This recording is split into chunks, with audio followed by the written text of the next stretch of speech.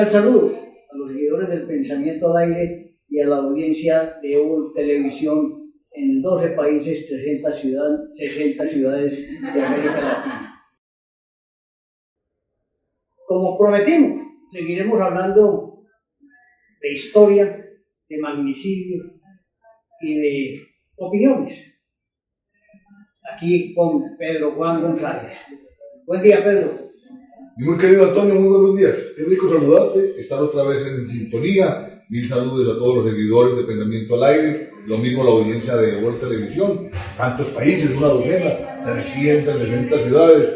Qué rico que vamos a poder discutir hoy sobre un tema que habíamos anunciado y que es un compromiso regional, nacional y casi que planetario, ¿cierto? Nuestro gran prócer José María Córdoba. Sí, muy bien. José María Córdoba, el gran héroe antioqueño. Hombre, José María nació en septiembre del año 1799. Sí, señor. Y murió en el año 1929. 1829. 30 años. 30 añitos. Y usted me recordaba algo histórico que... Hombre, sí. Para los antiguos griegos era importante reconocer que quienes morían jóvenes eran los elegidos de los dioses.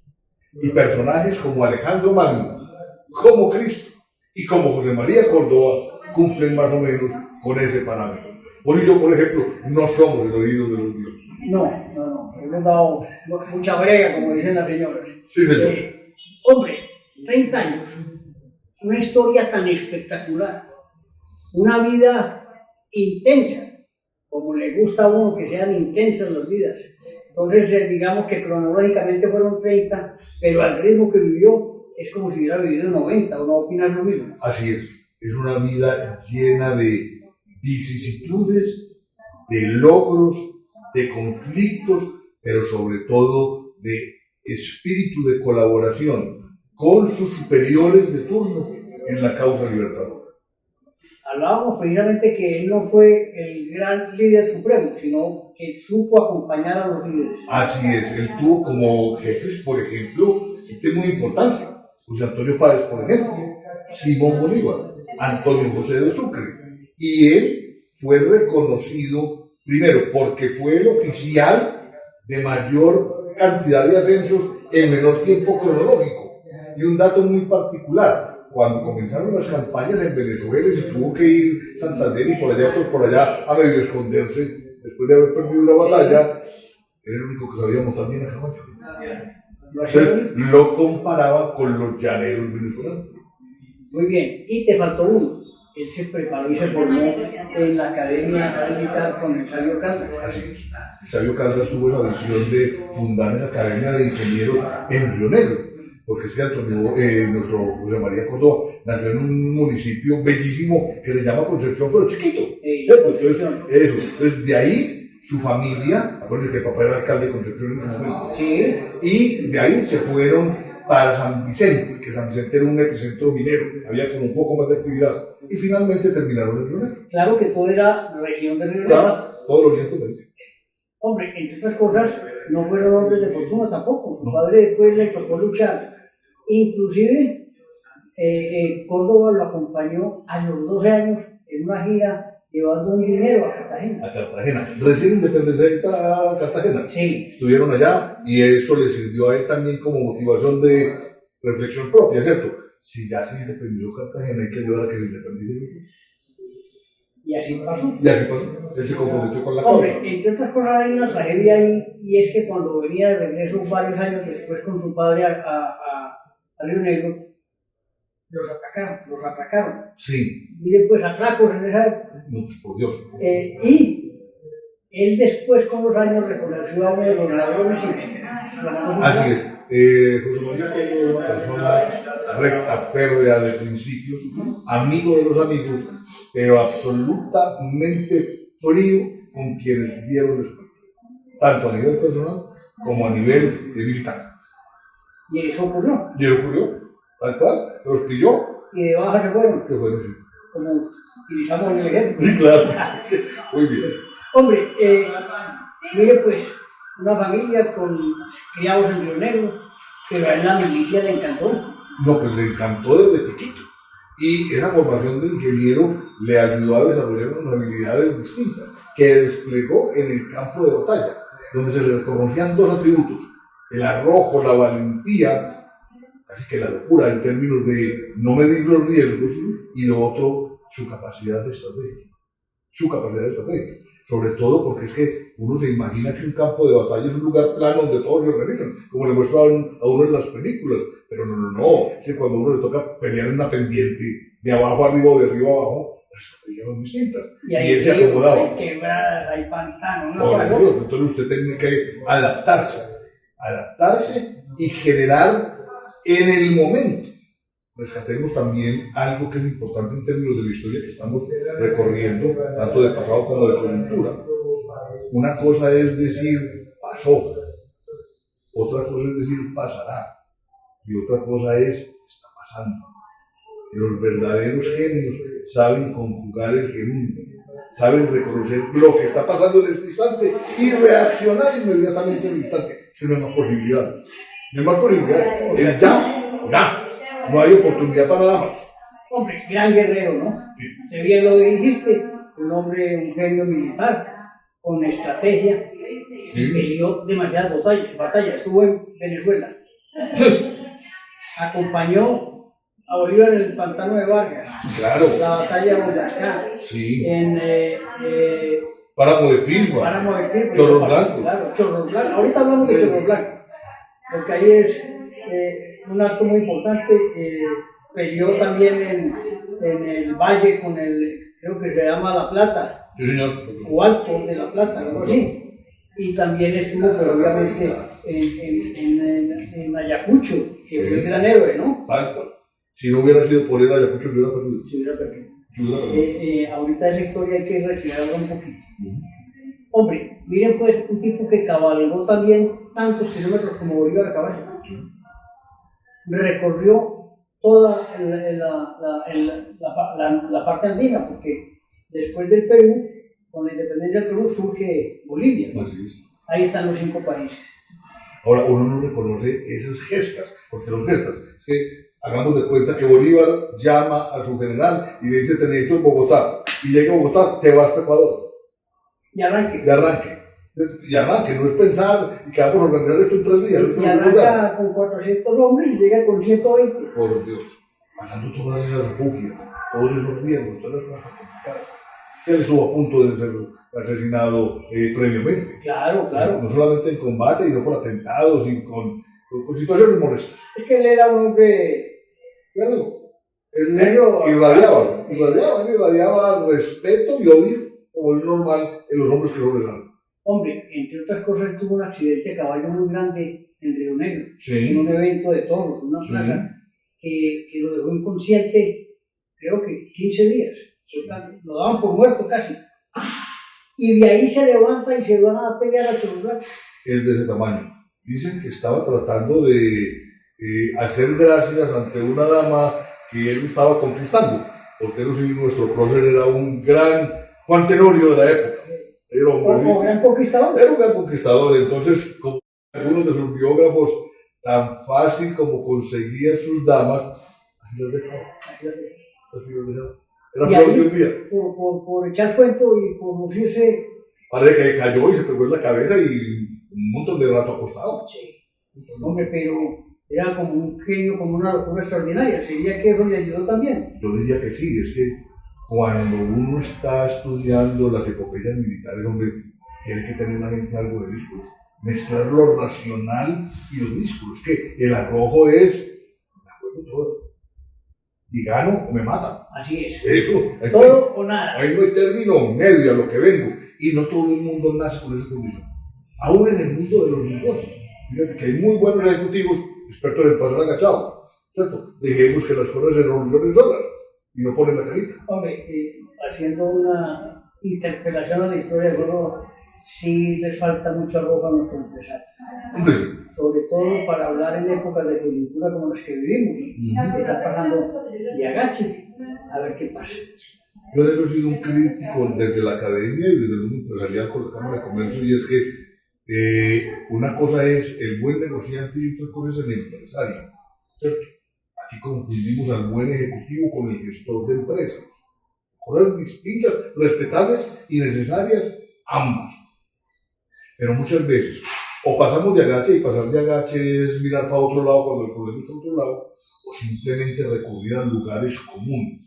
Muy comunes en las juntas. Hable de último, y después usted lo que hace es redondear y resumir todo lo que hicieron y le dijeron los demás, para quedar bien con todo el mundo, pero usted no propone nada. Así no es la cosa. Así no es la cosa. Porque ese es el argumento para sumirse en la mediocridad. En la mediocridad.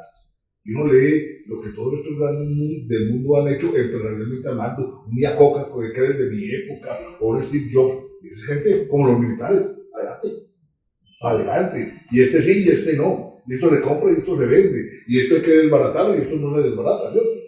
Acuérdense de una frase o un pensamiento que no lo tengo fresco textualmente, es: muchas veces hay que destruir algo para recoger su sustancia y volver a potenciar y crear belleza. Así es.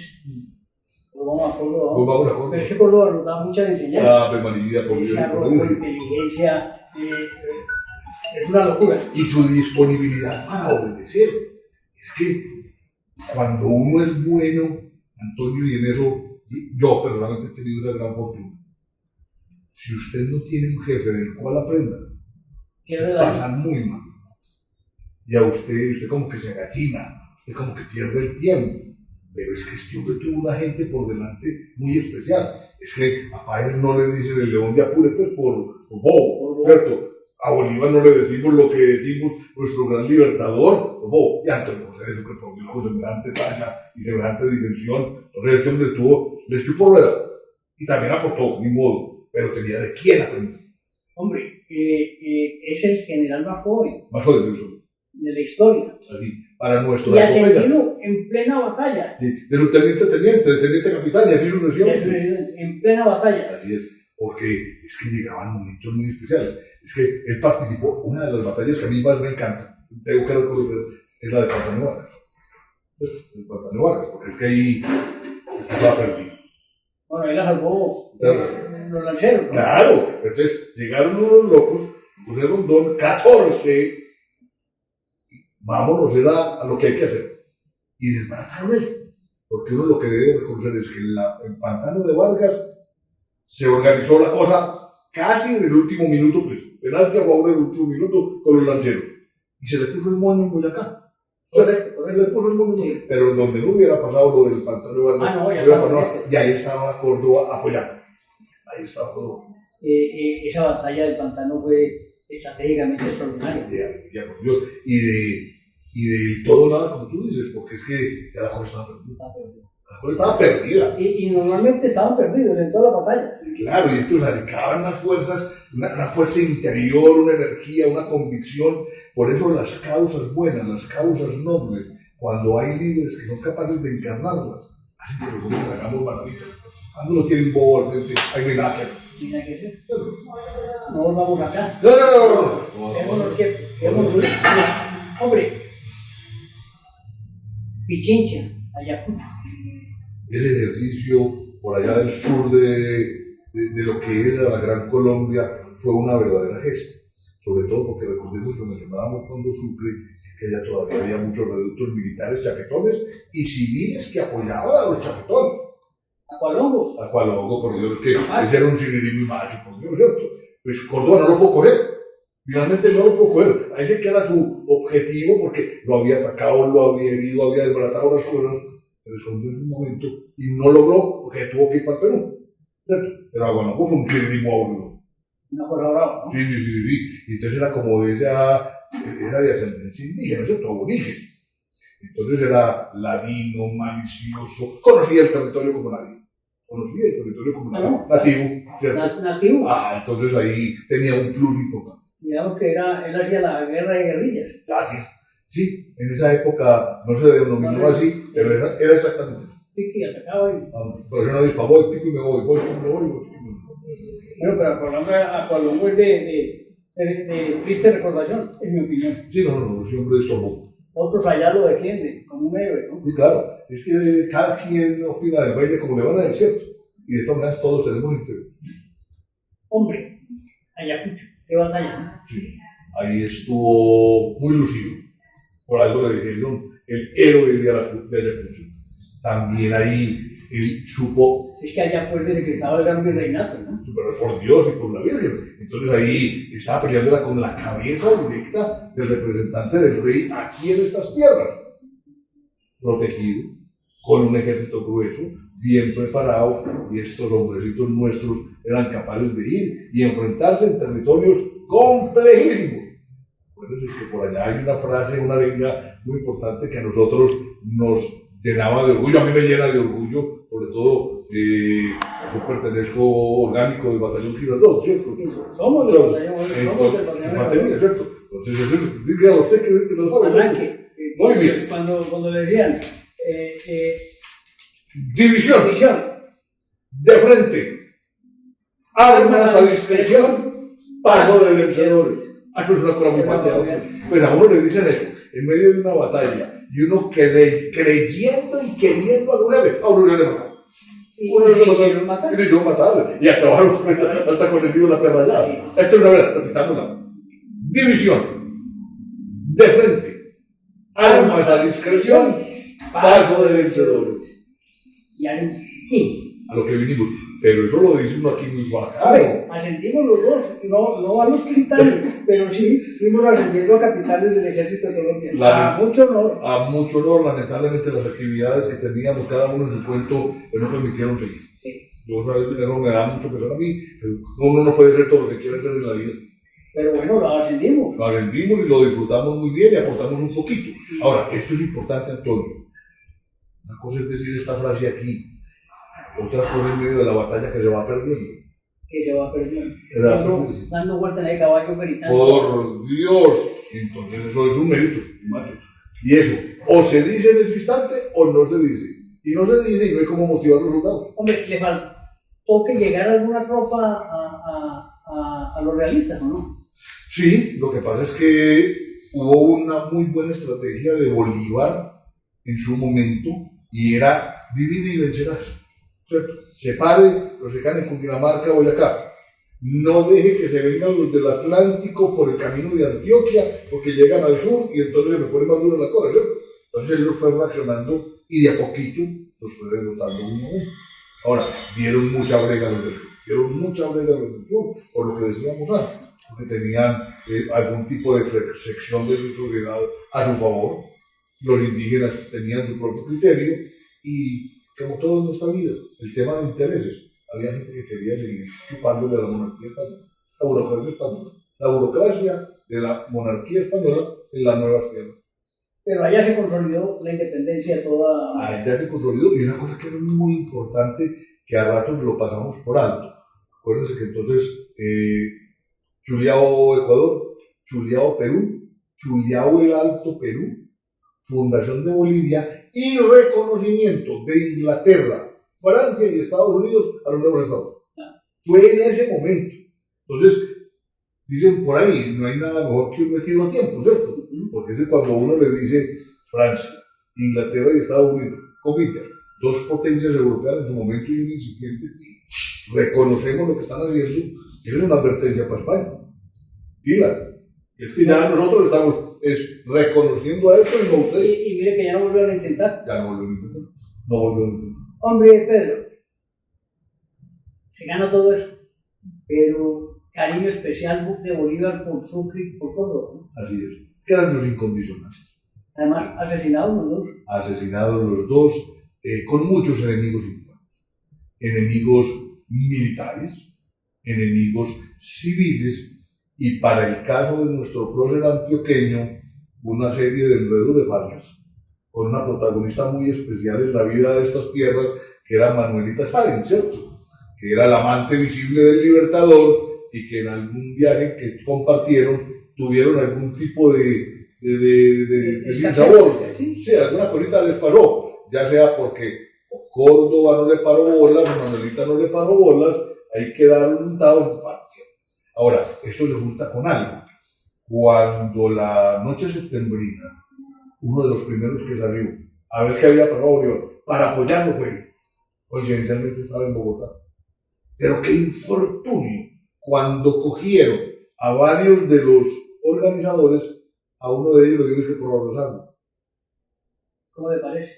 Pues mi general, cualquier cosa, ¿cierto? No porque tuviera que ver con el atentado, Sino a ver si lo salvaba. a ver si lo salvaba. Y entonces quedó como ese sinsabor, ese ruidito. Pero vea, pues, llega a Córdoba a ver qué es lo que está pasando y uno de los implicados lo abraza. Por Dios y por la Dios. Sí. Entonces, ahí, Manuelita aprovechó para echarle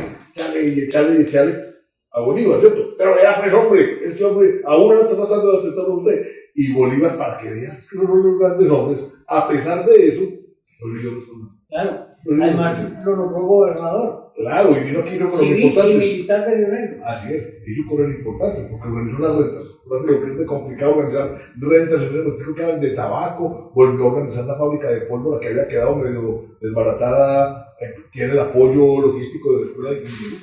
Escuela de Ingenieros igual pólvora, porque era una forma de trabajar. Pero estuvo un poco, ¿no? Estuvo un año, después dejó un encargado, un gobernador que nombró él mismo. Así es, y empezaba como el principio del fin. Sí, ¿Cierto? pero le tocó una batalla, la de Chorro Blanco. Así, claro. Y si no gana esa batalla, los realistas hubieran vuelto a entrar. No, seríamos hinchas del Real Madrid en ese momento. Sí. Las de ese tamaño, porque es que era el lugar, Chorros Blancos y el Yaumar, estratégico por donde tenían que detener los posibles refuerzos del ejército español que venían de la costa a apoyar el sur. Y este le atravesó. Y ahí acabó con lo que quedaba del reducto del ejército de Barletta. Era el comandante del ejército español de ese momento. Algunos dicen que la verdadera fecha de independencia nuestra no es el 7 de agosto del 19, sino enero del 20, donde fue la batalla de Chorro. Como dijimos ahora, recuperándose casi de la muerte, Sí, claro. se fue a manejar, De la cama para allá. a liderar esa batalla. Así es. Y Pilar, uno dice esa batalla, pero es que teníamos poquita gente. Sí, duramos mucho. No, entonces uno dice también que se fueron a pelear, entonces uno se imagina, no, te vamos a pelear uno a uno con los españoles. No, una desventaja. Entre otras cosas, él pidió uniformes para sus soldados aquí. Sí, claro, una dotación básica. Una dotación básica que pusieran de azul. Cosas importantes que le daba valor y dignidad a sus hombres, ¿no? Es que uno ve, por ejemplo, no las fotografías, los retratos históricos en el Museo Nacional, de lo que es la pasada de Pisma. Por Dios, uno dice, como estos harapientos, porque eran harapientos, y no estoy usando una palabra despectiva, es que iban descalzos por un páramo, con nieve. ¿Cuántos murieron por Dios? Con blusita, si acaso alguno con un pedazo de tela simulando una ruana. Y pasaron. Eso es una gesta heroica. Allá nos recibió una señora, ¿no? Una gran mujer, sí, que les dio cobijo, alimentación y los volvió como a recuperar. Sí, como repotenciar un poquito la energía, pues, porque te acordás cuando nos tocaba hacer esas caminatas, esas cosas, haciendo nuestros cursos de oficiales. A ver, María. Es que uno añoraba la taza de agua panela, el pedacito de panela. Con eso fusil al hombro terciado. Y con el morral.